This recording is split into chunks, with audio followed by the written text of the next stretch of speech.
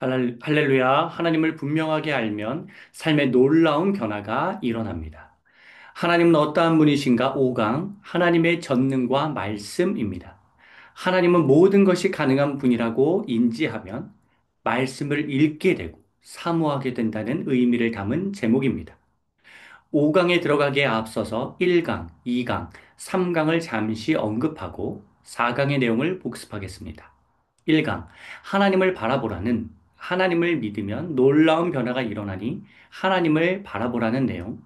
2강, 하나님의 주권과 안정은 하나님의 주권을 인정하면 삶에 놀라운 안정감이 찾아온다는 내용.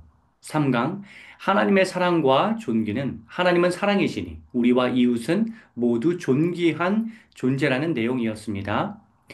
의심과 이용이라는 두 가지 유혹을 조심해야 한다는 언급도 4강 강의 때 앞부분에 다루었죠. 4강 하나님의 전지와 기도는 1번 하나님은 미래를 모두 계획해 놓으셔서 미리 모두 알고 계신 하나님이라고만 생각해서는 곤란하다. 2번 그렇게 생각하면 인생을 결정론, 숙명론, 운명론, 기계론적으로 보게 된다. 3번 하나님은 살아계시기에 계속해서 변화가 일어난다고 기본적으로 인식해야 한다. 우리가 잘 알지 못하는 거죠, 하나님의 뜻을. 4번, 그렇지 않으면 삶을 수동적으로 살게 되는데, 나쁜 일이 반드시 일어날 것이라고 생각해서 그냥 당하거나, 좋은 일이 있더라도 덜 노력하게 되는, 이미 그렇게 되기로 결정됐다고 생각하니까요. 그러한 문제를 야기한다. 5번. 그러나, 하나님이 미리 정해놓으셨다는 틀에서 벗어나면, 우리는 순간마다 계속 노력하고, 시행착오를 겪을 수밖에 없다고 여기기에 더 적극적으로 살게 되며, 그 과정에서 우리는 저 사람이 하나님이 보내신 조력자인지 아닌지도 잘 분별해야 한다. 6번. 이처럼 하나님과 매일 상호작용하면서 날마다 하나님의 뜻을 구해야지. 왜 정의 놓으셨으면서 그러시냐고 하나님께 책임을 전가해서는 안 된다. 7번. 결정론적으로 생각하지 않으니 순간마다 창의적으로 활동하게 된다. 8번. 단순히 미래를 예측하는 차원이 아니라 이를 뛰어넘어 역사하시는 하나님께서는 우리와 밀착 동행하신다는 사실을 기억하라. 9번. 그러니 날마다 기도하라. 10번. 하나님의 전지란 미래를 예측하듯이 말하는 어떠한 사건이 아니라 모든 과정에서 우리와 동행하신다는 사람의 초점을 맞춰야 한다. 11번. 하나님은 인간의 지식을 뛰어넘는 창조주이신데 나를 창조하셨기에 나를 가장 잘하시고 세상을 창조하셨기에 천지 만물을 가장 잘 아신다. 12번. 그러므로 우리는 나와 세상을 가장 잘 아시는 하나님께 지혜를 구하는 기도를 해야 한다. 좀 복잡하지만 4강에서 아주 중요한 내용을 다뤘고 이에 대해서 이해하는 시간을 가졌습니다. 정리가 좀 되셨나요? 먼저 5강 본격적인 내용에 앞서서 지난 한 주 동안 모든 것을 아시는 하나님께 기도하여 받은 은혜를 나누시는 시간을 잠시 갖겠습니다. 영상을 잠시 멈추시고 나눔 시간을 갖겠습니다. 아니면 개인적으로 한번 생각해 보는 시간을 갖겠습니다. 자, 지난 시간에 배운 내용을 한 문장으로 정리한다면 하나님은 무계획이 아니라 초계획적인 분이다입니다. 계획 무용론도 아니고 인생 결정론도 아니고 계획이 있지만 그 계획을 초월해서 역사하시는 하나님을 우리는 삶에서 경험할 수 있습니다. 자, 이제 본격적으로 5강 하나님의 전능과 말씀 강의를 시작하겠습니다. 오늘 내용은 매우 중요합니다. 하나님은 어떠한 분이신가 전체 강의 중 클라이맥스에 해당합니다. 그래서 내용이 좀 깁니다. 따라서 영상을 둘로 구분해서 1부와 2부로 나누어서 진행하겠습니다. 인용하는 문장이 많은데 별도로 나눠드린 자료에 실어두었습니다. 혹시 그 자료가 없다면 영상 어, 영상 아래에 댓글로 남겨주시면 이메일로 남겨주시면 보내드리겠습니다. 그리고 이 영상의 설명란이 있는데 그곳에 또 실어두기도 하겠습니다. 이번 5강 하나님의 전능과 말씀을 들으시면 하나님에 대한 오해가 정말 많이 풀릴 것입니다. 아울러 그동안 배운 하나님의 주권, 사랑, 전지도 함께 종합적으로 이해되는 변화가 있을 것입니다. 제가 5강에서 다룰 주제는 제가 석사 논문으로 쓴 그 신정론, 하나님을 선했을 때 왜 이 세상이 악한지에 대한 이 고민도 함께 포함하고 있기에 유익할 것이고, 비록 논문에서 좀 길게 썼지만, 이 시간에는 중요한 내용을 중심으로 하여서 핵심을 잘 전달하도록 하겠습니다. 전할 때 또 여러 문학이나 여러 책을 동원해서, 그러한, 책에 나온 글귀를 통하여서도 이 주제를 다루고자 합니다. 자, 이제 시작하는데요. 먼저 1번, 하나님은 전능하십니다. 이 전능이란 히브리어로 샤다이입니다. 창세기 17장 1절, 아브라함이 99세 때에 여호와께서 아브라함에게 나타나서 그에게 이르시되 나는 전능한 하나님이라. 너는 내 앞에서 행하여 완전하라. 라고 하는 이 전능한 하나님. 출애굽기 6장 3절, 내가 아브라함과 이삭과 야곱에게 전능의 하나님으로 나타났으나 나의 이름을 여호와로는 그들에게 알리지 아니하였고 라고 했을 때 이 전능한 하나님 모두 히브리어로 엘샤다이입니다.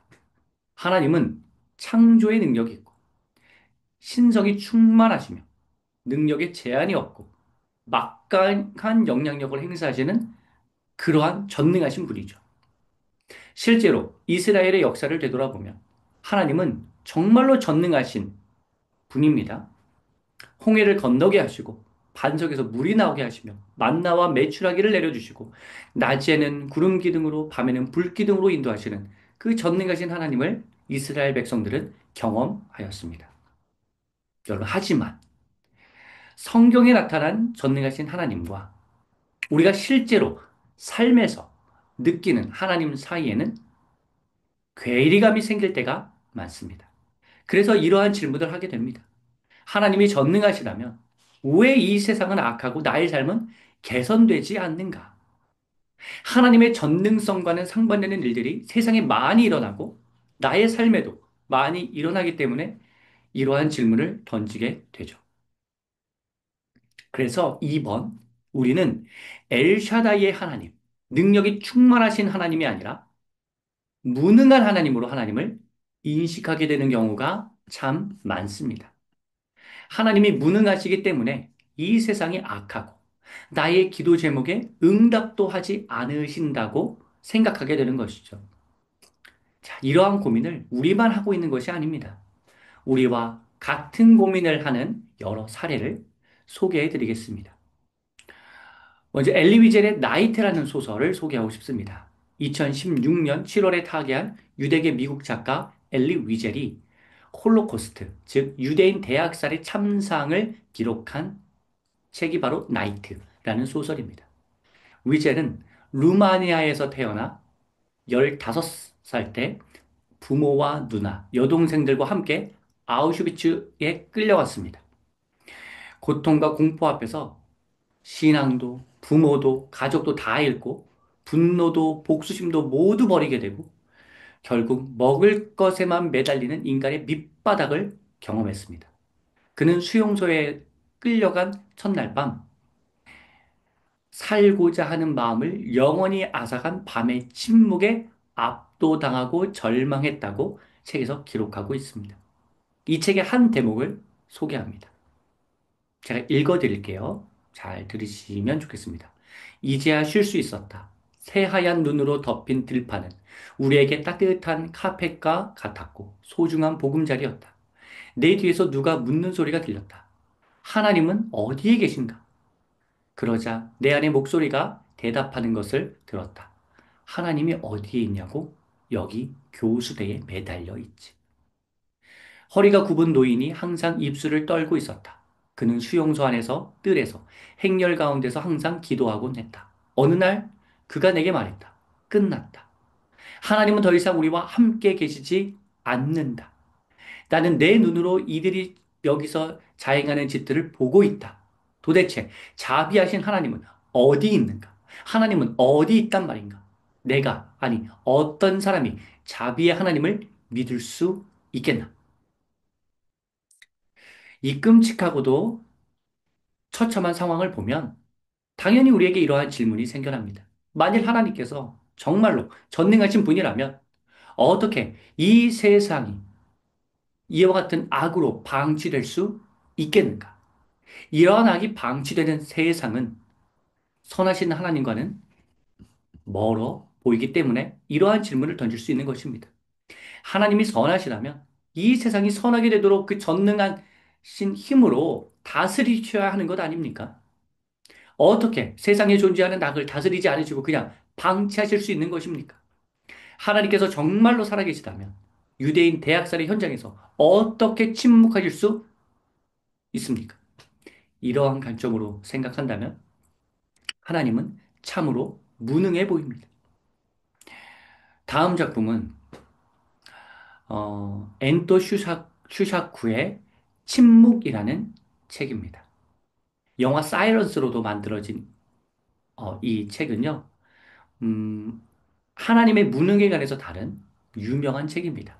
저자 엔도 슈샤쿠는 17세기 일본의 기독교 박해 시기를 배경으로 한 이 소설, 침묵에서 세상의 아픔을 외면한 채 침묵하고 계신 하나님을 고발하고 있습니다.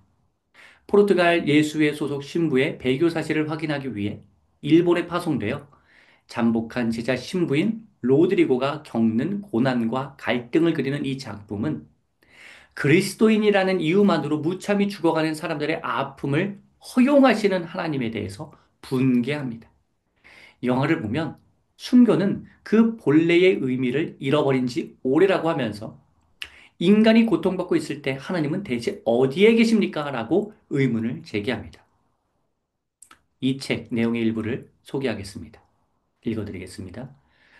그가 혼란에 빠진 것은 갑작스럽게 일어난 사건 때문만은 아니었다. 이해할 수 없는 것은 이 뜰 안의 정적과 매미 소리와 파리의 날갯 소리였다. 한 인간이 무참히 죽었는데도 바깥 세상은 전혀 그런 일이 없었던 것처럼 전과 다름없이 계속 움직이고 있었다. 이런 바보스러운 일은 있을 수 없다. 이것이 순교란 말인가? 무슨 의미가 있단 말인가? 왜 당신은 침묵하고 있는가? 온 땅에 어둠이 임하며 성소의 휘장이 한가운데가 찢어지더라. 이것이 오랫동안 생각해온 순교의 이미지였다. 그러나 현실에서 본 농민의 순교는 저 사람들이 살고 있는 오두막, 저 사람들이 입고 있는 남루한 옷처럼 초라하고 가련하기만 했다. 네. 다음으로 소개할 작품은 도스토옙스키의 까라마조프 신의 형제들입니다. 이 책은 숨어 있는 하나님에 대해서 강력히 항의합니다. 이 책에 삼형제가 나오는데 잠시 좀 소개를 드리자면 장남 드미트리는 전형적인 러시아 남자의 성격을 지니고 있습니다. 허세가 많고 다혈질입니다. 허나 내면에는 풍부한 시적 감수성과 순수를 동경하는 인물입니다. 차남 이반은 가장 합리적이지만 철저한 무신론자입니다. 도덕적 허무주의에 사로잡혀 있는 인물입니다. 막내 알료사는 종교심이 두터우며 조시마 장로를 영적 아버지로 삼는 인물입니다. 탐욕스럽고 음탕한 아버지 표트르가 살해되면서 펼쳐지는 이 책 내용은요, 선과 악이라는 대비되는 두 원리의 모순을 해결하려고 노력한 대작이라고 할 수 있습니다. 이 책의 뒷부분에 나오는 대신문관의 전설 파트는 차남 이반이 막내 안료사에게 쓴 서사시입니다. 이 서사시는 이 세상에서 살기가 이렇게 고통스러운 이유는 예수님 때문이라는 논지로 적혀 있습니다.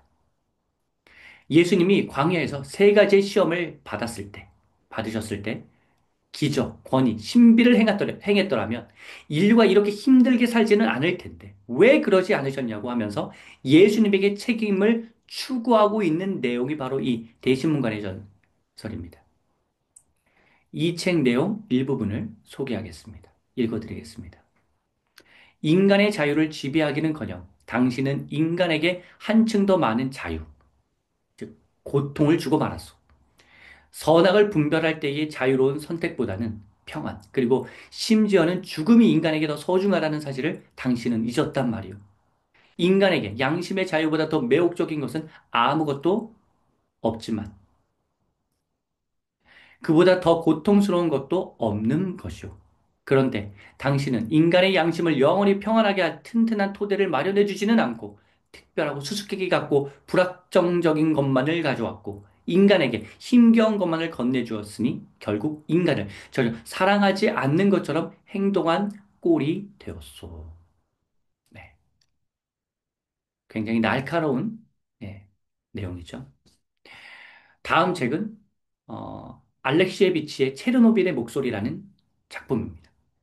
여러분, 20세기 최대의 기술적 재앙은 체르노빌 원자로 폭발 사고입니다.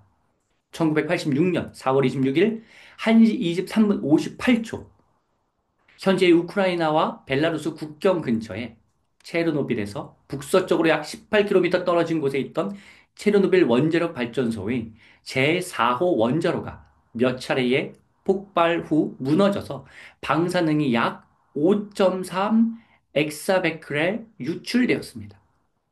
체르노빌 원전은 흑연을 감속제로 사용하고 있는데 흑연은 화재에 취약하죠. 그래서 피해가 더 컸습니다. 여러분 참고로 우리나라의 원자로 기술은 세계 최고입니다. 그러므로 체르노빌 사고가 났으니 원자로는 위험하다는 식으로 생각해서 원전을 파괴하면 안 되는 것이죠. AI 기술을 사용하려면 원자력이 필수이기도 하고요. 자, 다시 본론으로 와서 아무것도 모르고 소방관들이 이 당시에 화재 진압에 나섰고 약 80만 명의 군인과 평균 연령이 33세였던 해체 작업자들이 사고 현장에 파견되었는데 이들 중 사고 후 6년간 5,722명이 사망하였습니다. 사고 지역 인근 민간인들은 2,510명이 사망하였고 약 43만 명이 암 발병 등의 후유증을 겪게 되었습니다. 특히나 이 벨라루스 지역의 피해가 상당히 컸습니다.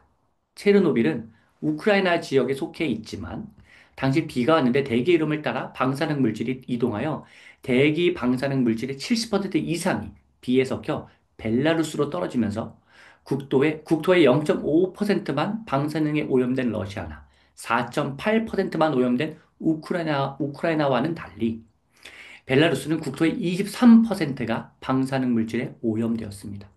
벨라루스는 70개의 마을이 소실되었고 현재 국민의 5분의 1은 오염된 지역에 거주하고 있으며 체르노빌 사건 이후에 암 환자가 74%나 증가하였습니다.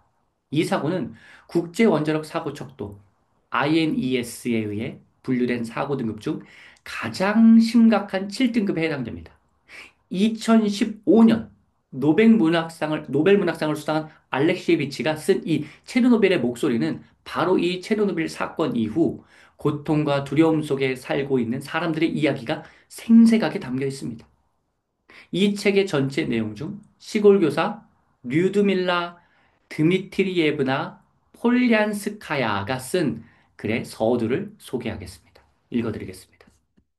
처음에는 복잡한 심정이었어요. 두려움과 억울함. 그 두 가지가 강력한 감정을 아직도 기억해요. 모든 것이 일어났지만 아무런 정보도 없었어요. 정부는 침묵했고 의사들도 아무 말이 없었어요. 아무런 대답도. 우리 지구는 주 정부의 지시를 기다렸고 주 정부는 민스크는 모스크바의 연락을 기다렸어요. 아주 긴 사슬이었어요. 그런데 알고 보니 우리는 무방비 상태였어요. 바로 그때 그런 느낌이 가장 강했어요. 어딘가 멀리에서 고르바초프와 또 몇 명이, 두세 명이 우리 운명을 결정짓던 거예요. 모두를 대신해 판단했어요. 수백만 명의 운명을. 그리고 동시에 얼마 안 되는 몇 명의 사람이 우리를 죽일 수도 있었어요. 미치고 하기도. 머릿속에 테러 계획이든 범죄자도 아닌 원자력 발전소의 평범한 당직 직원 말이에요. 아마 나쁜 친구들이 아닐 거예요. 그 사실을 깨달았을 때 큰 충격을 받았어요. 뭔가 새로운 것을 발견했어요. 체르노빌이 콜리마와 아우슈비츠 그리고 홀로코스트를 넘어선다는 걸 알게 됐어요. 제 설명이 알아들을 만한가요? 도끼와 화살을 든 사람이나 척탄포와 가스실을 가진 사람은 인류를 전멸하는데 실패했어요. 하지만 원자를 가진 사람은 바로 그때 전 세계가 위험에 빠지게 됐어요. 여러분, 이 처참한 상황에서 뭐 정부나 의사는 침묵할 수 있지만 하나님은 침묵하시면 안 되지 않습니까? 어떻게 이 고통받는 사람들을 그냥 방치하실 수 있는 것입니까? 우리는 기독교인으로서 이렇게 물을 수 있는 것이죠. 기독교인이 아니더라도 하나님이 살아계시다면 어떻게 이러실 수 있느냐라고 물을 수 있는 것입니다. 자, 성경에도 하나님의 무능을 향한 외침이 기록되어 있습니다. 하박국 선지자는 예레미야 선지자와 동시대의 사람으로서 여호와김이 유다를 다스리던 주전 609년부터 597년까지의 시기에 활동해서 선지자입니다. 당시에는 바벨론이 고대 근동의 패권을 쥐고 있었습니다. 바벨론은 아수르 제국을 멸망시키고 애굽을 파멸시켜 나가면서 이제 유다를 하면서 이스라엘 백성들을 포로로 끌고 갈 찰나였습니다. 그 임박한 멸망의 전야와 불확실의 공포의 시기에 하박국은 이렇게 호소합니다. 하박국 1장 2절부터 4절까지의 말씀을 공동 번역으로 읽어드리겠습니다. 야훼여, 살려달라고 울부짖는 이 소리, 언제 들어주시렵니까? 호소하는 이 억울한 일, 언제 풀어주시렵니까? 어인 일로 이렇듯이 애매한 일을 당하게 하시고, 이 고생살이를 못 본 채 하십니까? 보이느니 약탈과 억압뿐이요. 터지느니 시비와 말다툼뿐입니다. 법은 땅에 떨어지고 정의는 끝내 무너졌습니다. 못된 자들이 착한 사람을 등쳐먹는 세상, 정의가 짓밟히는 세상이 되었습니다. 여러분, 하박국의 기도가 절절히 느껴지지 않습니까? 시편 기자도 이렇게 토로합니다. 시편 1절부터 7절까지를 표준 세번역으로 읽어드리겠습니다. 주님, 어찌하여 주께서는 그리도 멀리 계십니까? 어찌하여 주께서는 우리가 고난을 받을 때에 숨어 계십니까? 악한 사람이 가난한 사람을 멸시하고 핍박합니다. 악한 사람은 자기가 쳐놓은 올가미에 자기가 걸려들게 해주십시오. 악한 자는 자기 욕망을 자랑하고 탐욕을 부리는 자는 주님을 모독하고 멸시합니다. 악인은 그 얼굴도 뻔뻔스럽게 벌 주는 이가 어디에 있느냐? 하나님은 어디에 있느냐? 하고 말합니다. 그들의 생각이란 모두 이러합니다. 그런데 악인이 하는 일은 언제나 잘 되고 주의 심판은 너무 멀어서 그들에게 미치지 못하니 악인은 오히려 반대자를 보고 고웃음만 칩니다. 그들은 마음속으로 내가 망하는가 두고 봐라 나에게는 불행이란 없다 하고 말합니다. 그들의 입은 저주와 기만과 폭언으로 가득 차 있고 그들의 혀 밑에는 욕설과 악담이 가득합니다. 여러분, 이러한 상황 속에서 도대체 하나님은 무엇을 하고 계시는지 시편 기자의 너무나 아픈 마음도 우리는 느껴집니다. 자, 이러한 주제에 빼놓을 수 없는 인물이 있죠. 욥입니다. 욥도 하나님께 이렇게 항변합니다. 욥기 10장 1절부터 8절까지의 말씀을 오늘의 교회에서 사용하는 우리말 성경 버전으로 읽어드리겠습니다. 인생 살기가 정말 지긋지긋하구나. 그러니 내 원통함을 터뜨리고 쓰라린 내 마음을 토로할 것이다. 내가 하나님께 말씀드립니다. 나를 정죄하지 마시고 주께서 무슨 이유로 내게 이러시는지 말씀해 주십시오. 주께서 손으로 지으신 나는 억압하고 멸시하시며 도리어 악인이 꾀하는 일은 좋게 보시는 것이 선한 일입니까? 주께 있는 것이 육신의 눈입니까? 사람이 보듯이 보십니까? 주의 날이 사람의 날과 같습니까? 주의 해가 사람의 해와 같습니까? 내 잘못을 찾고 내 죄를 탐색하시다니요. 주께서는 내가 악하지 않은 것을 아시고 나를 주의 손에서 빼낼 자가 없음도 아십니다. 주의 손이 나를 만들고 나를 두루 다듬어 주셨는데 이제 와서 나를 멸망시키시어 하십니까? 여러분 공감이 되십니까? 우리가 서두에 던졌던 질문을 다시 생각해 봅시다. 하나님이 전능하시다면 왜 이 세상은 악하고 나의 삶은 개선되지 않는가? 이 시간에는 잠시 좀 여러 작품과 성경 말씀을 나누었는데 나의 경험을 좀 생각해 보시면 좋겠습니다. 하나님이 무능하게 느껴졌을 때의 어, 무능하게 느껴질 때가 있을 텐데 어떤 경험이 있는지를 한번 옆에 있는 분과 나누셔도 좋고 혼자서 생각해 보셔도 좋겠습니다. 제가 아는 어떤 분은 신앙생활을 잘 하시다가 난치병에 갑자기 걸려서 3일 만에 목숨을 잃은 21살밖에 안 된 청년도 있습니다.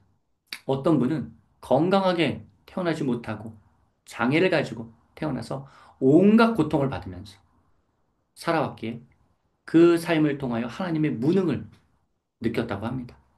우리의 삶에도 이렇게 하나님의 무능을 느낀 경험이 있을 텐데 한번 기록해 보시는지 옆에 있는 분과 나눠보시면 좋겠습니다.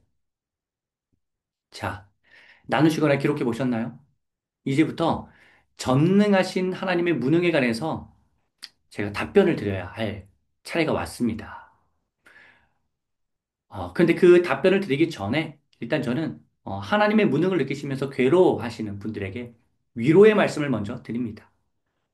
그 힘든 상황에서 뭐 제가 이제 이후에 드릴 답변 아무리 들으셔도 납득이 되지 않을 수 있습니다. 그건 쉽지 않은 일입니다.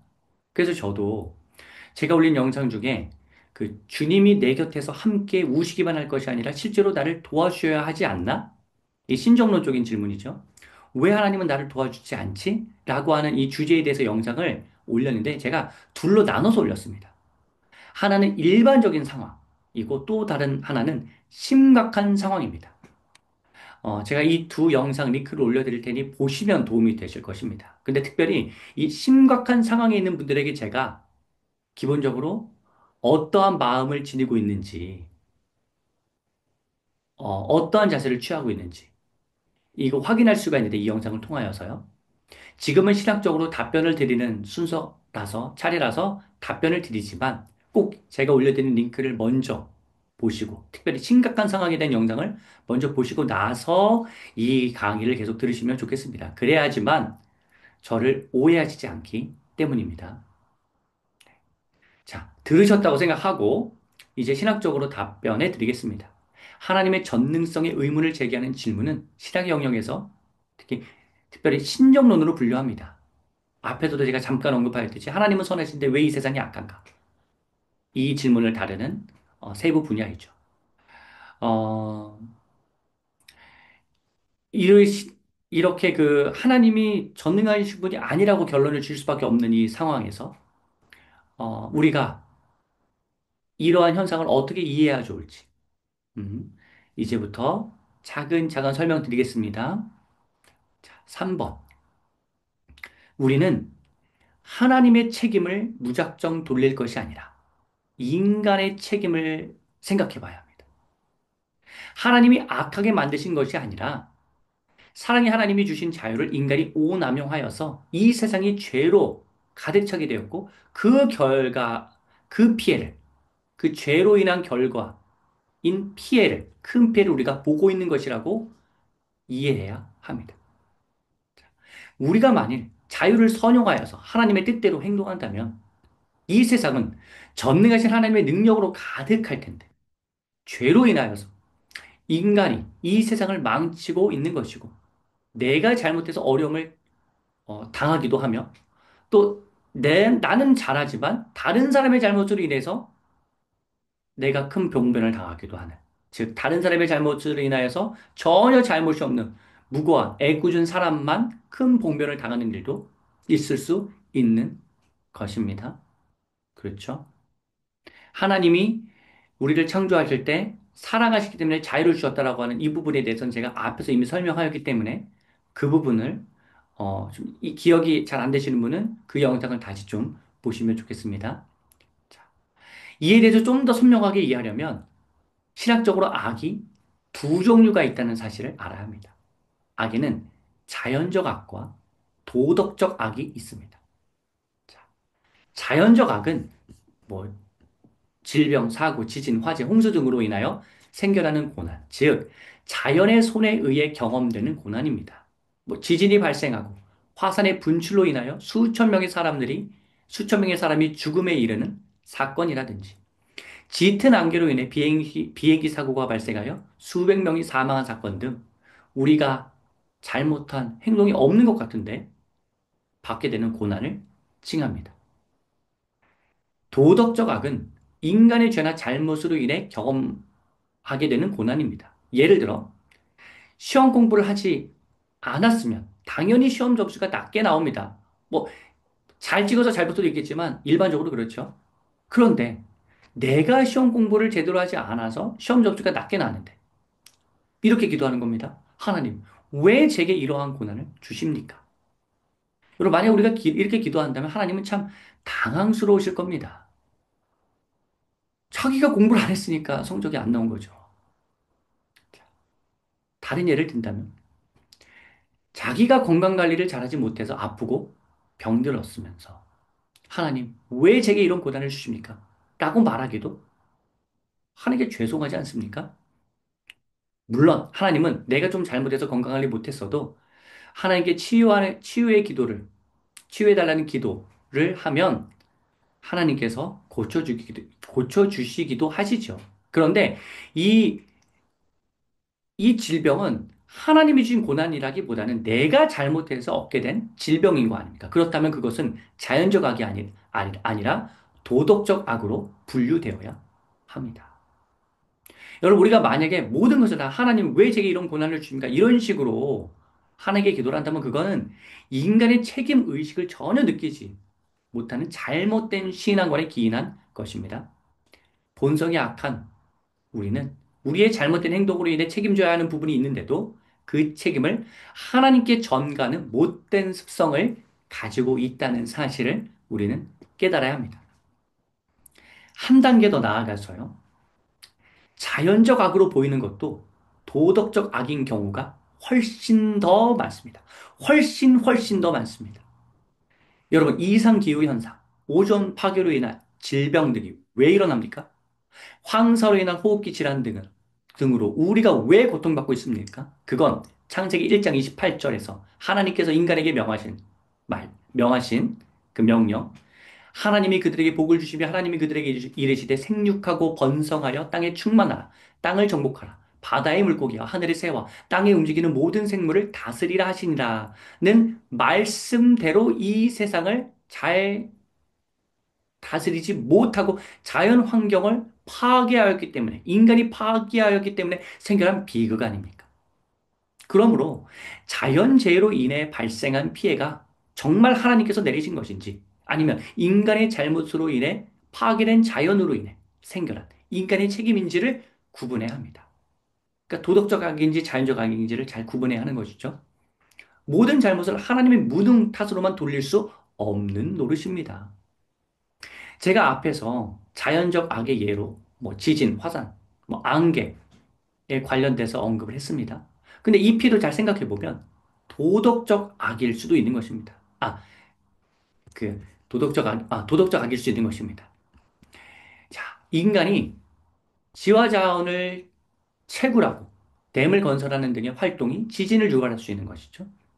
무조건 지진을 자연적 악이라고만 할 수는 없습니다. 아울러 지진의 피해를 최소화하는 기술도 필요하는 거죠. 그 기술이 있는데도 그 기술을 사용하지 않아서 큰 피해를 입었다. 그거는 도덕적 악으로 인해 더 많은 사람이 죽게 되는 거잖아요. 자, 그리고 지진이 자주 일어나는 지역에 사람들이 사는 수를 줄이는 방법도 있겠죠. 자, 그리고 화산도 기후 변화로 인해 마그마가 상승해서 화산 활동이 촉진될 수 있게 무조건 자연적 악이라고 할 수는 없습니다. 안개 역시 안개에 대비하는 방법과 안개가 짙으면 운행을 하지 않는 등의 어떤 그 철저한 점검이 있었다면 인명피해를 줄일 수 있는 측면이 인명피해가 없도록 만들 수 있는 그런 측면이 있죠. 그러므로 저는 우리가 우선적으로 해야 할 접근은 자연적 악이 아니라 도덕적 악인데 그것을 자연적 악인 것처럼 하나님 탓인 것처럼 그렇게 생각했던 점은 무엇이 있는지. 그러니까 나의 잘못, 인간의 잘못으로 인해서 겪게 되는 어려움인데, 고통인데, 고난인데, 하나님이 무능하시다고 하나님께 모든 탓을 돌렸던 적은 언젠지 이것을 좀 한번 질문을 던져서 답을 적어보는 시간이 필요하다고 생각합니다. 그래서 인간의 잘못으로 인한 책임을 하나님의 무능을 탓하며 책임을 전가했던 사례가 있다면 그것을 함께 먼저 좀 나누시고 혹은 기록해 보시면 좋겠습니다. 자, 좀 적어 보셨나요? 나눠 보셨나요? 저는 또 하나의 악을 추가로 생각해 봐야 한다고 생각하는데 그건 바로 사회적 악입니다. 이 사회적 악은 개인의 문제도 아니고 하나님의 탓도 아니고 공동체, 사회, 사람들의 문제라는 의미입니다. 자, 이 사회에서 발생하는 수많은 나쁜 일을 사회적으로, 공동체적으로 막을 수도 있지 않았을까를 우리는 고민해 봐야 합니다. 예를 들어, 양형 기준을 높인다면, 무고한 자가 범죄자에 의해서 살해를 당하지 않을 수도 있는 것이죠. 가정에서 자녀를 올바른 훈육과 사랑으로 키운다면, 지금 사회에 만연한 수많은 범죄자는 훨씬 줄어들 것입니다.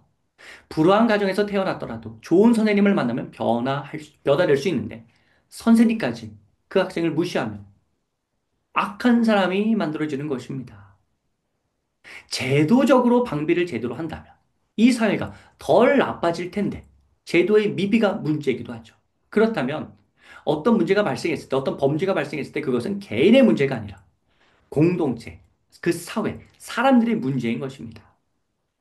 여러분, 우리는 히틀러, 스탈린 또는 각가지 흉악범들을 보면서 왜 하나님께서는 그러한 사람들을 창조하셔서 선한 사람들이 고통받도록 하시는지 하나님께 질문하고 하나님께 항변합니다. 하지만 그건 하나님의 문제가 아니라 이 사회가 제 역할을 하지 않았기 때문에 이 사회가 만든 괴물이라고 생각해 볼 수도 있는 것이죠. 하나님은 인간과 협력하시는 분입니다. 하나님은 이 세상이 악한 세력들에 의해서 망가지지 않도록 부단히 바라십니다. 하지만 인간들이 하나님의 뜻을 따르지 않고 뭔가 악이 틈타는 영역을 막기 위하여서 더 노력해야 하는데 그 노력을 덜 기울이니 이 세상이 점차 더 악해지는 것 아니겠습니까? 영화 하나를 소개합니다. 한국에서 2017년 3월 1일에 개봉한 아이히만 쇼라는 영화가 있습니다. 1961년 4월 11일 예루살렘의 한 스튜디오 갤러리에 뜨거운 열기로 가득 찬 전 세계 이목이 집중된 재판이 있었습니다. 600만 유대인의 추방과 학살을 주도한 나치 전범 아돌프 아이히만의 재판이 37개 나라의 수백만 명에게 전달되는 세계 최초의 생방송 이벤트가 있었습니다. 재판의 장면을 실화를 바탕으로 한 영화가 아이만 쇼입니다. 아우슈비츠를 비롯한 유럽 각지 유대인 수용소에서 행해진 600만여 명의 살상을 한 아이만은 법정에서 무엇이라고 말하는지 그게 이제 영화에 나오는데 이렇게 얘기합니다. 아이만이 유대인을 죽인 일에 나는 아무 관계도 없다. 나는 유대인이나 비유대인을 죽인 적이 없다. 죽인 것이 없다. 이 문제에 대하여 말하자면 나는 어떤 인간도 죽인 적이 없다. 나는 유대인이나 비유대인을 죽이라고 명령을 내린 적이 없다. 여, 여하튼 나는 그런 일을 하지 않았다. 여러분, 너무 충격적이지 않습니까? 너무 뻔뻔하지 않습니까? 자신의 잘못을 뉘우쳐도 모자랄 텐데 그는 주인으로서의 책임과 의무를 다했을 뿐이라고 답변합니다. 이렇게 극악무도한 사람을 보면서 우리는 분개하며 대체 하나님이 선하시고 전능하신 분이라면 어떻게 이러한 사람을 그냥 내버려 두시는지 항변합니다. 하지만 우리 좀 마음을 가라앉히시고 한번 좀 냉정하게 생각해 봅시다. 이러한 악인들이 생겨난 배경에는 하나님의 탓이라기보다는 하나님과의 관계가 깨어진 인간들이 자기 마음대로 살면서 좋지 않은 과정 환경 안에서 가정하는 환경을 만들어서 이러한 나쁜 인간을 만들었다고 볼 수 있는 것이죠. 이 사회가 사람들이 공동체가 만들어낸 아주 추악한 인물인 것입니다. 하나님 탓만으로 볼 것이 아니라 그렇게 사회적으로 생각해야죠. 한나 아렌트의 책 예루살렘의 아이만에 보면 저자는 악의 평범성을 이야기하면서 이렇게 말합니다. 착한 사람과 악한 사람이 따로 있는 게 아니라 누구나 특수한 상황에선 악한 기질을 내볼 수 있다. 여러분, 악한 사람이 따로 창조된 게 아니라는 거죠. 여러 상황이 그 사람을 악하게 만든 것이라고 이 책의 이 구절을 이해할 수 있습니다. 인간이 하나님의 뜻을 거역하면서 살고 자녀를 바르게 양육하지 않고 선생님들과 이 사회의 제도가 잘 준비되지 않아서 그러한 악인이 나온 것이기에 안타깝죠. 마음 아프지만 그렇기 때문에 우리는 무턱대고 하나님의 탓으로, 개인의 탓으로만 치부할 수는 없습니다. 그 책임을 인간 사회에 물을 수 있어야 합니다. 여러분, 이 관점이 지난 4강에서 배운 하나님의 전지와 있다 했습니다. 하나님께서 그 사람을 악하게 만들기로 결정하신 분이 아니라 인간들이 하나님이 주신 자유를 바르게 사용하지 못하여서 그러한 범죄가 축적되어서 악인이 나오게 되었기에 하나님 탓으로 모든 책임을 돌릴 수 없는 것입니다. 그래서 이사야 59장 1절 2절 말씀엔 이렇게 나와 있습니다. 여호와의 손이 짧아 구원하지 못하심도 아니요 귀가 둔하여 듣지 못하심도 아니라 오직 너희 죄악이 너희와 너희 하나님 사이를 갈라 놓았고 너희 죄가 그의 얼굴을 가려서 너희에게서 듣지 않으시게 함이니라. 여러분, 우리의 책임, 인간의 책임이 있다는 사실을 우리는 직시해야 합니다. 한 가지 원리 소개할 텐데요. 1930년대 미국의 한 보험회사 직원이 보험료를 지급하는 일을 하면서 사고가 나는데 어떤 법칙이 일관되게 적용된다는 걸 깨닫게 됩니다. 큰 사고가 일어나기 전에 여러 경미한 위반 행동이 먼저 일어난 뒤에 큰 사고가 발생한다는 것을 알게 되는데 그 법칙이 그 직원의 이름을 딴 하인리히 법칙입니다. 하인리히는 이것을 발견합니다. 사상자가 한 명 나오기 전에 그와 같은 원인으로 발생한 경상자가 29명, 같은 원인으로 부상을 당할 뻔한 잠재적 부상자가 300명이 있었다는 사실을 발견하여 이 하인리히 법칙을 1대 29대 300 법칙이라고 부르기도 합니다. 이를 통해 무엇을 알 수 있습니까? 큰 사고는 갑자기 우연히 발생하는 것이 아니라 그 이전에 경미한 사고들이 축적되어서 발생한다는 걸 알 수 있습니다. 그러한 경미한 사고들을 그냥 방치할 때 큰 사고가 일어난다는 것입니다. 이를 신학적으로 설명한다면 하나님은 언제나 인간에게 경고를 하십니다. 그 경고를 무시하니까 큰 사고가 발생하는 것입니다. 물론 급작스러운 사고도 있을 수 있지만 경미한 문제를 가볍게 여기는 인간의 게으름을 탓해야지 왜 하나님께서 이러한 대형 사고를 일으키십니까? 라고만 물을 수는 없는 것입니다. 저는 장애인에 대해서도 연구한 적이 있습니다. 장애신학이라고 4주 과정으로 만든 프로그램이 있거든요. 나중에 기회가 되면 제가 책으로 내든지 아니면 영상을 올리겠습니다. 장애가 있는 아이들을 가르치는 어느 선생님이 제게 물었습니다. 예전에요. 왜 하나님께서는 장애인을 이 세상에 태어나게 하셔서 그들에게 고통을 주십니까? 그러니까 하나님 탓을 하는 거죠. 이 질문에 저는 이렇게 답변하였습니다. 그 부모님의 잘못이 아닐 수도 있지만 이는 인간의 잘못이, 그러니까 계속적으로 축적되어 온 인간의 잘못. 하나님과의 관계가 깨어져서 죄를 지은 인간의 잘못이 누적되어서 안타깝게도 장애가 발생하게 되었다고 볼 수 있다. 나님도 하나님 탓만을 할 것이 아니라 그동안 인간이 잘못해서 쌓아온 그 죄, 예를 들면 환경 호르몬과 조미료에 많이 노출되어서 그러한 어떤 인간의 어떤 잘못이 누적되어서 발생한 안타까운 일이기도 하다. 라고 하면서 하나님의 탓으로만 될 것이 아니라 우리가 어떻게 하면 막을 수 있을지, 예방할 수 있을지, 이 부분도 함께 고민해야 한다고 좀 이렇게 이야기를 해 주었습니다. 여러분, 우리는 나 혼자만 잘하면 모든 악으로부터 자유로울 수 있는 것이 아니죠. 뺑소니라든지, 갑자기 묻지마, 이런 폭행이라든지. 이런 일이 있기 때문에 다른 사람들과 함께 사회의 변화를 위해서 노력해야 합니다. 공동체식이 필요합니다. 따뜻하게 안아주는 공동체의식도 필요하고 잘못된 사람을 철저하게 처벌하는 공동체의식도 필요합니다. 그래서 저는 양형 기준을 높여야 되는 그런 일이 있다면, 그런 사건이 있다면 반드시 높여야 한다고 생각을 합니다.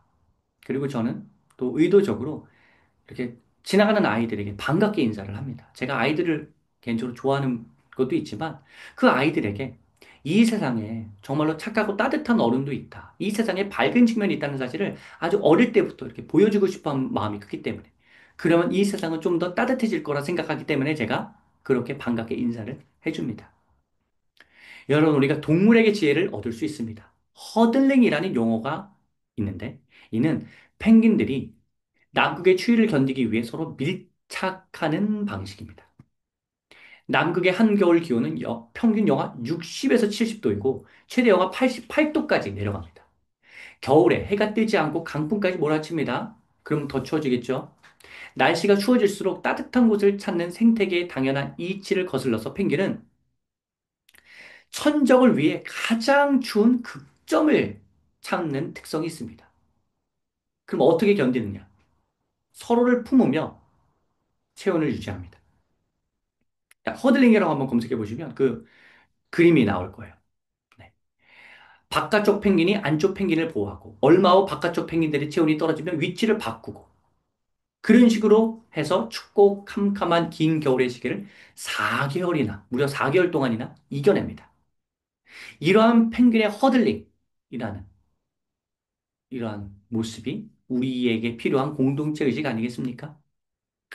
여러분, 2017년에 일어난 부산 여중생 폭행 사건이 있습니다. 학교를 다니지 않던 청소년들에 의해서 정말로 어쩜 이렇게 극악무도하게 때릴 수 있는지 끔찍한 폭행이 가해진 사진을 통해서 우리는 그 잔혹성을 알게 되었습니다.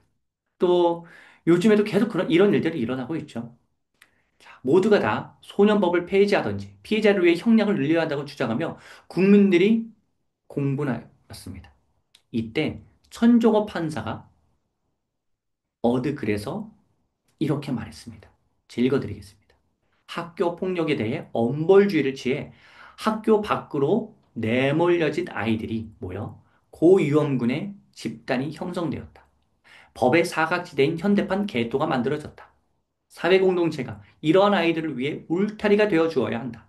이러한 아이들에 대해 아무런 조치를 취하지 않는 국가기관에 대해서는 엄중한 비난이 행해져야 하고 아이들을 방치하는 보호자들에 대해서는 국가가 나서 책임을 물려야 한다. 개토의 아이들에 대한 어른들의 시선도 바뀌어야 한다. 늦은 밤에 길거리를 배회하는 아이들을 보면 따뜻한 말 한마디라도 하여 그들이 가족의 품으로 돌아갈 마음을 먹을 수 있도록 배려해야 한다. 가족과 사회 공동체의 회복이 또 다른 사건의 발생을 막는 지름길임을 잊어서는 안 된다. 여러분, 우리가 뭐 현실적으로 조금 이렇게 조정해야 되는 부분도 있고, 뭐 따뜻한 말을 한다고 해서 뭐 얼마나 그들이 따뜻함을 느낄지, 뭐 이런 의문들도 있지만 이 글은 공동체가 나아가야, 한 나라가 나아갈 그 전체적인 방향을 잘 제시하고 있는 내용이라고 생각합니다. 여러분, 허들링을 생각합시다. 사회에 만연되어 있는 악을 뿌리 뽑기 위해서 우리 모두가 애써야 합니다. 어느 한 사람의 범죄를 그 사람만의 잘못으로 탓하는 목소리를 뛰어넘어서 사회 전체의 문제로 인식하는 분위기가 필요합니다. 작은 예지만 내가 어제 새치기 하면서 쌀쌀 맞게 됐던 아이가 15년 후에 이건 아주 극단적인 예입니다. 나의 아이들을 해칠 수도 있는 것입니다. 그러니까 내가 아무도 관심 가져주지 않는 아이에게 그러니까 아무도 관심 가져주지 않은 아이가 있다면 내가 따뜻한 손을 먼저 내밀어서 이 사회는 밝은 곳이다 라고 알려주는 공동체적인 마인드가 우리에게 필요합니다. 우리는 사회를 끌어안고 사회의 개혁을 위해 부단히 힘써야 합니다. 결론적으로 하나님의 무능을 논하기 전에 먼저 인간의 잘못을 인한 책임을 직시해야 합니다. 자, 4번. 한 가지 더 걷어내야 할 게 있습니다. 그건 바로 인간의 욕심입니다. 여러분, 하나님이 전능하지 않으시다고 할 때 우리는 내가 원하는 대로 해주지 않으면 하나님은 전능하지 않으시다고 여기는 경향이 있습니다. 어느 일정량의 재산이 없으면 하나님은 전능하지 않으신 분이 됩니다. 내가 구원의 재물을 주지 않으셨으니까요. 병들고 힘겨운 삶이 지속되면 하나님은 전능하지 않으신 분이 됩니다. 내가 구하는 건강을 주지 않으셨으니까요. 좋은 학교 입학이나 뭐 좋은 직장의 취업, 뭐 승진 등의 어떤 일들이 일어나지 않으면 하나님은 전능하지 않으신 분이 됩니다. 내가 구원의 지식과 지혜를, 그런 어떤 취업의 문을, 승진의 길을 열어주지 않으셨기 때문입니다. 이처럼 나의 기준으로 하나님의 전능성을 논하게 되고 그 판단이 나의 욕심이 판단의 기준이 된다면 그릇된 결론에 도달하게 되는 것입니다. 여러분, 이렇게 자기의 욕심에 의해서 하나님의 전능을 논하는 사람들에게 일침을 가는 말씀이 이사야 55장 8절 9절입니다. 이는 내 생각이 너희의 생각과 다르며 내 길은 너희의 길과 다름이니라. 여호와의 말씀이니라. 이는 하늘이 땅보다 높음 같이 내 길은 너희의 길보다 높으며 내 생각은 너희의 생각보다 높음이니라. 아멘. 하나님의 생각이 우리의 생각과 다를 수 있습니다. 하나님의 길이 우리가 가려는 길과 다를 수 있습니다. 지금은 잠깐 조금 후방에 있고, 지금은 잠깐 좀 어렵더라도, 나중에 하나님께서 어떻게 변화시킬지는 아무도 모르는 것 아닙니까? 그런데, 인간적인 욕심으로, 인간적인 생각으로 하나님의 전능성을 논하셔야 되겠습니까? 하나님의 의도, 하나님의 계획, 하나님의 섭리를 무시하고, 내 기준을 하나님에 맞춰서 생각하려고 한다면, 그렇기 때문에 하나님이 전능하시지 않는다고 한다면 그거는 잘못된 관념입니다. 여러분, 하나님의 생각이 우리의 생각보다 높다는 사실을 꼭 기억하십시오. 우리가 미처 생각할 수 없는 영역까지도 하나님께서는 보실 수 있는 전능하신 분입니다. 따라서 우리는 모든 욕심을 주님 앞에 내려놓아야 합니다. 이재철 목사님의 책 내게 있는 것에는 우리의 욕심을 내려놓으라는 권면을 서두에서 하고 있습니다. 예수님이 제자들에게 물으시는 이 장면을 통하여서 그러한 글을 이세를 목사님은 쓰는데요. 어, 예수님이 제자들에게 너희는 나를 누구라 하냐 했을 때 베드로가 대답하죠. 주는 그리스도시요 살아계신 하나님의 아들이십니다. 이 고백을 했던 장면을 묘사하면서 이 책에서는 이렇게 기록되어 있습니다. 이 고백을 받으시는 주님께서 지금 어디에 어떤 모습으로 계시는가?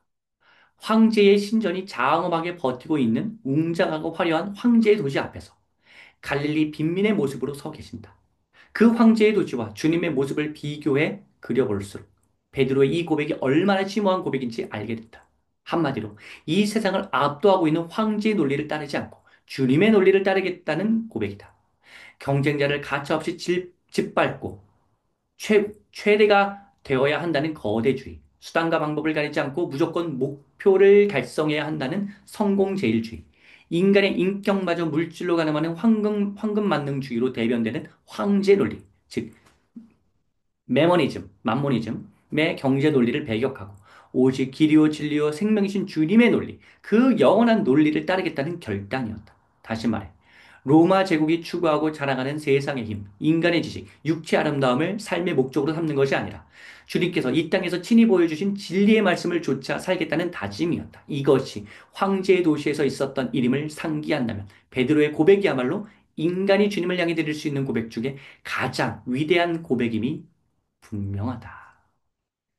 여러분, 베드로의 고백이 나의 고백이 되기를 축복합니다. 황제의 논리가 아니라 주님의 논리로 우리는 살아야 합니다. 우리가 처한 상황과 환경을 황제의 논리라는 관점에서 보면 무능한 하나님이 되지만 주님의 논리라는 관점으로 보면 하나님은 전능하신 분이 됩니다. 이런 내용이 나왔기에 제가 노파집에 좀 사적으로 붙이자면 자본주의 자체가 문제가 아니라 자본주의를 오남용하는 인간의 죄악이 문제인 거죠. 자본주의를 폐기하고 사회주의를 채택하면 더 큰 문제가 발생합니다. 왜냐하면 인간의 본성을 지나치게 긍정적으로 보기 때문에 더 큰 문제가 발생하는 것입니다. 그러니까 물질주의가 잘못된 것인데 그거는 물질이 잘못된 것이 아니라 물질을 잘못 사용하는 인간의 악한 본성이 문제라고 우리는 인식해야 합니다. 자, 다시 본론으로 돌아와서 물론 안타까운 일도 발생합니다. 하나님을 잘 섬기다가 일찍 죽음을 맞이하게 되는 성도를 보면 우리의 마음은 찢어질 듯이 아픕니다. 장애를 가지고 불편한 상태로 살아가는 사람들을 봐도 역시 마음이 아픕니다. 내가 잘못하지도 않았는데 다른 사람의 잘못으로 인해 큰 사고를 당하게 되면 정말 이루 말할 수 없는 큰 슬픔에 빠집니다. 그런 것들을 보면 정말로 너무나 마음이 아프고 힘들지만, 그렇기 때문에, 우리가 그분들을 위로하고 그분들에게 섣부른 어떤 조언을 할 것이 아니라 그분들과 함께, 음, 아픔에 동참하면서 공감해주면서 곁에 머물러 드려야 할 필요는 있지만, 음, 저는 요 다윗의 고백을 좀 소개하고 싶습니다. 죽기 직전까지 하나님을 예배했던 다윗의 고백이 그 큰 아픔을 겪은 이후 모든 부정적인 감정을 하나님께 다 쏟아낸 이후에 우리가 가져야 할 신앙의 모습인데요. 역대상 29장 10절부터 12절까지의 말씀인데 읽어드리겠습니다. 다윗이 온 회중 앞에서 여호와를 송축하여 이르되 우리 조상 이스라엘의 하나님 여호와여 주는 영원부터 영원까지 송축을 받으시옵소서. 여호와여 위대하심과 권능과 영광과 승리와 위엄이 다 주께 속하여 싸우니 천지에 있는 것이 다 주의 것이로소이다. 여호와여 주권도 주께 속하여 싸우니 주는 높으사 만물의 머리이심이니이다. 부와 귀가 주께로 말미암고 또 주는 만물의 주제가 되사 손에 권세와 능력이 있사오니 모든 사람을 크게 하심과 강하게 하심이 주의 손에 있나이다. 여러분, 다윗은 모든 것이 주님의 손에 있다고 고백합니다. 우리가 비록 어려움을 만나고 너무나 힘든 일을 만나야 하더라도 우리가 그 슬픈 감정, 아픈 감정 다 쏟아내신 이후에는 모든 것이 주님의 손에 있다는 이 다윗의 고백, 문받기를 하나님께서는 원하십니다. 제가 강조하는 인생 철학이 있습니다. 오늘의 삶은 당연하지 않다. 입니다. 종말론적인 신앙이라 할 수 있죠. 여러분, 내가 평생 건강하게 사는 게 그게 당연한 게 아닙니다. 오늘 하루 살 기를 주신 게 기적일 겁니다. 그러니까 하루 일용할 양식을 주신 게 기적인 겁니다. 그게 당연한 게 아닙니다. 우리가 그렇게 모든 것을 내려놓아야 합니다. 나의 욕심을 내려놓고 주님의 논리로 나의 삶과 세상을 바라볼 수 있어야 합니다. 여러분, 하나님의 무능을 논하기 전에 걷어내야 할 나의 잘못이나 욕심은 무엇이 있는지를 한번 생각해 보시면 좋겠습니다. 여러분, 이렇게만 좀 말씀을 드리면 상당히 좀 침울해지죠. 하나님 그렇습니다. 다 제 탓입니다. 제가 나쁜 자입니다. 이렇게 하면서 절망을 하게 됩니다. 여러분, 하지만 하나님의 사랑을 배울 때 말씀드린 것처럼 하나님은 우리의 잘못과 실수도 선하게 바꿔주시는 사랑의 하나님이심을 알아야 합니다. 인간의 나약한 모습 속에서도 하나님께서는 위로를 주시고 또 우리의 부족함을 정상 참작해 주시는 선하신 주님이심을 알아야 합니다. 이 부분에 관해서는 그 하나님의 전능과 말씀 2부에서 좀 더 다루도록 하겠습니다. 여러분, 우리가 지금까지 음, 다뤘던 내용을 전반적으로 보면 모든 것을 하나님의 탓으로 돌리지 말고 하나님이 무능하시다고만 말하지 말고 우리가 걷어내야 할 두 가지 잘못, 잘못과 욕심은 무엇인지 이것을 점검해야 한다. 이게 그 하나님의 전능과 말씀 5강 1부의 핵심입니다. 하나님의 관점에서도 너무나 억울해질 수 있는 거예요. 그렇기 때문에 제가 하나님의 입장에서 하나님을 변호하는 편에 서서 말씀을 드렸던 거고요. 자, 1부를 마무리하면서 저는 기독교 변증론자 체스터턴의 말을 소개하고자 합니다. 런던 타임즈에서 세상이 왜 이렇게 악한가? 라는 질문을 체스터턴에게 던졌는데 그가 아주 짧게 이렇게 답하였습니다. 내가 문제요. 내가 문제요. 오늘 지금까지 살펴본 5강 1부의 내용 전체의 내용을 담은 아주 짧은 경구라고 할 수 있습니다.